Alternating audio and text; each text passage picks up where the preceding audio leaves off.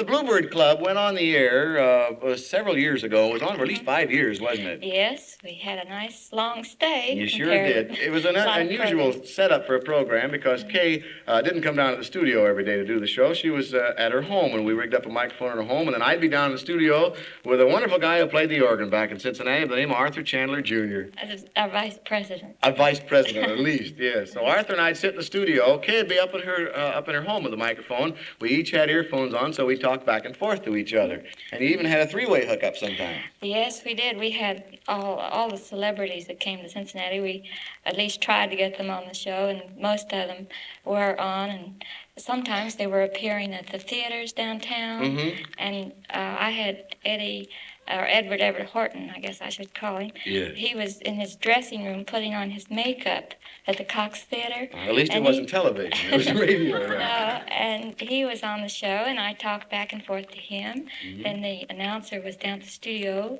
and, of course, we talked back and forth that way. Sure, so that made a three-way hookup. Sure. Worked Well, out I know. real well.